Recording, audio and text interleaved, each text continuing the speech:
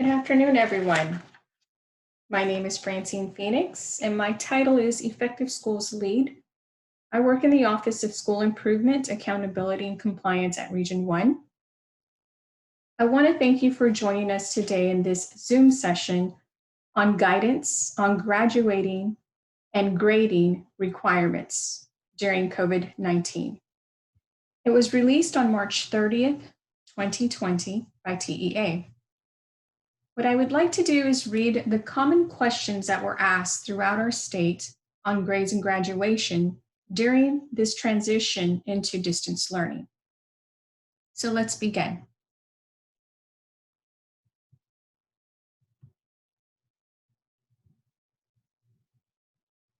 So the first question, or the first most common question, was, how do we know we are in compliance with providing instruction to our students? So for campuses that are closed, teachers will be, as long as teachers are continuing to review student work while they are supporting instruction that is being delivered off-site, we are in compliance. Whether that is done via online learning systems or from phone check-ins with our parents and students, again, we are in compliance. Schools should opt to retain some type of documentation that instruction is happening, and this could be done by your grade books. However, for days when work isn't being graded, this can also be done by retaining a small sample of student work. Examples of small samples of student work could be collecting one assignment per grade or one assignment per content area. Another question that was posed was regarding grading. How do we grade during this type of distance learning?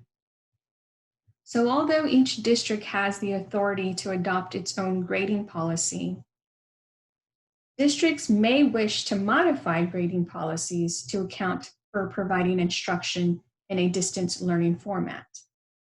So educators should try to focus on getting information to determine levels of proficiency for students to ensure that they are prepared to be academically successful moving into their next school year. So what they did was they offered many options to consider.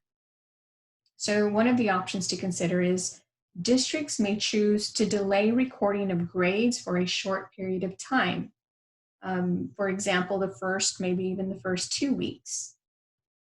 This will allow students and teachers time to transition to a different method for teaching and learning. Another consideration, districts may opt to record fewer grades than they would have during the regular school year. However, educators should ensure that they are able to monitor student progress through some type of means. Another consideration is campuses and teachers may choose to require minimum or maximum number of assignments for which grades will be recorded.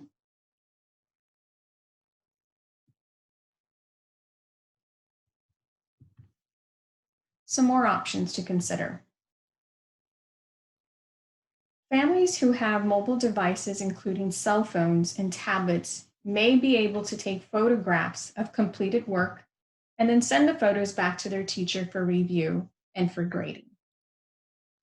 Another consideration is districts may wish to implement a pass or fail approach to grading certain assignments. And districts or campuses may provide assignments for student completion with prompt feedback from the teacher, but choose not to record grades for that assignment. And the last consideration is districts may choose to provide self-addressed stamp envelopes for students to return specific assignments for grading. At the bottom of the screen, you'll notice logistical considerations for paper-based packet pickup. It is a link.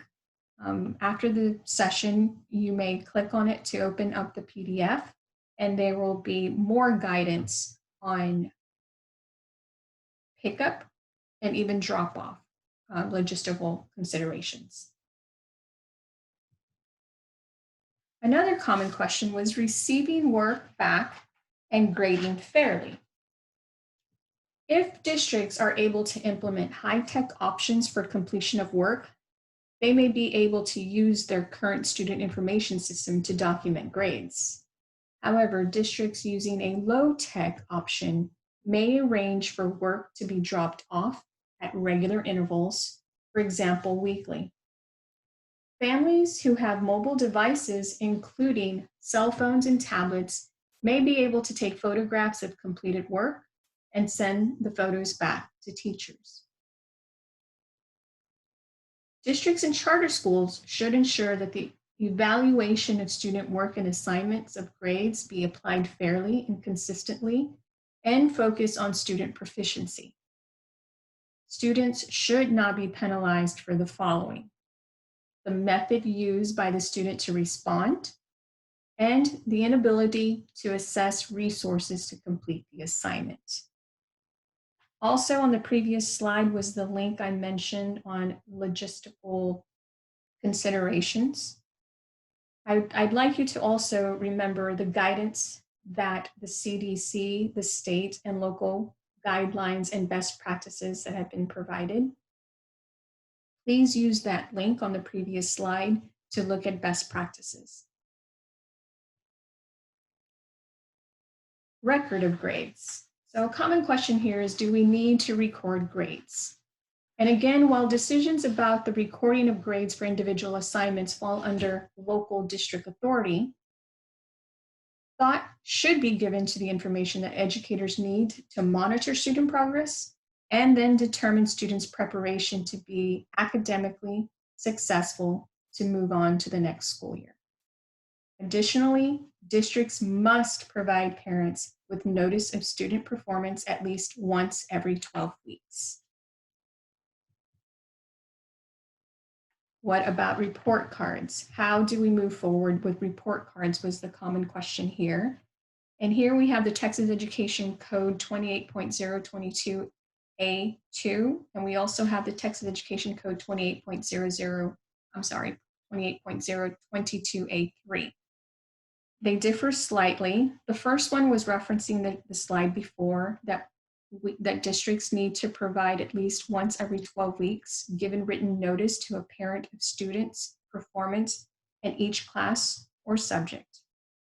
And the code, Texas Education Code, requires districts to at least once every 3 weeks or during the 4th week of each 9-week grading period, give written notice to a parent or legal guardian of student performance in a foundation subject if the student's performance in the subject is consistently unsatisfactory. So some of our questions in the high schools have been GPA and about class ranking. So how should we move forward with grading and calculating GPAs? So calculations of GPA is a local district decision and is not required. If a district chooses to modify the policy for calculation of GPA, care should be taken to ensure equity in the application of the policy for the impacted students. And class ranking is also a local district decision. So again, please note that while calculation of GPA and class ranking are not required, districts and open enrollment charter schools must identify junior and senior students in the top 10% of their class for the purposes of eligibility for automatic college admission to a Texas institution of higher education. Questions on credits for graduation was another very common question. So credits for courses for high school graduation should be awarded based on a student's demonstrated proficiency in the essential knowledge and skills for that course. If a district is closed for the remainder of the school year, plans should be made to provide students with remote opportunities to receive instruction and demonstrate proficiency in the remaining of their courses. So credit by examination, CBE, is an option available to districts to determine demonstrated proficiency. Should this option be useful in confirming proficiency in order to award credit, Texas Tech University will be offering online proctored CBEs for a fee. For assistance for those seniors who need to earn credit and who do not have access to the internet to take a CBE online, please contact TTU directly, and the email address, the website, and the phone number has been provided. Also, the University of Texas at Austin High School expects to begin offering online proctoring for CBEs for a fee in May. If you are also interested in moving forward with CBEs, you may visit any of these two links to get more information. So another common question was, what about students that are falling behind on attendance and lack credit due to attendance? So the answer was the district should continue with processes to allow students to still make up credit that was not awarded because the student was not in attendance for at least 90% of the days the class was offered in a prior school year or academic period. Processes should provide opportunities for students to meet the instructional requirement of the class by demonstrating proficiency in the essential knowledge and skills for the class. Please be aware that the waiver of the 90% attendance requirement of Texas Education Code, now in effect, only applies to students who lack the required days of attendance for a course taken in the current academic period of the 2019-2020 school year. The waiver does not affect students who lack credit for days missed for a course taken in a previous academic period or school year.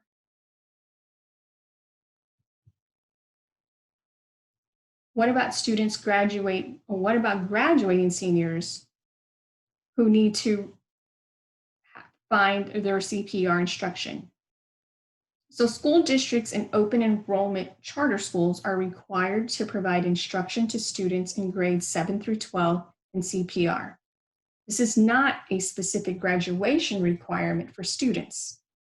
A district should plan to offer this instruction when the school reopens this spring.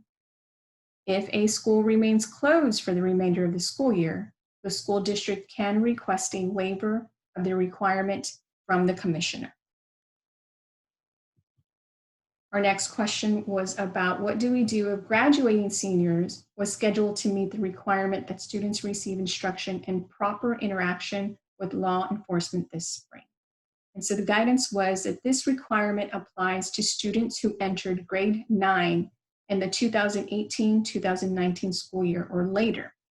Consequently, the requirement would only apply to a student who was in grade 9 last year and is graduating early. A student may access and watch the flashing lights video at the link provided in order to meet those requirements. And then last question was speech skills instruction for graduation. So a student must demonstrate proficiency as determined by the district in the following bullets, which are 1 through 5 bullets there. A district has the authority to determine when and how a student demonstrates proficiency in these skills. It may be possible to confirm that some or all skills were addressed in the past. If not, a district would need to identify a way for the student to demonstrate proficiency in the skills in order to meet the graduation requirements. Those were just a few of the common questions that have been asked, either to their local regions or to TEA. I'm sure more will come, and as they come, we will be sure to address them and then to pass them forward. Please know that any one of these people on this screen are here to help you. They all work in the Department of School Improvement. All our phones have been transferred to our cell phones. Our emails are there. We are here for you. Please be safe and please stay home. Thank you.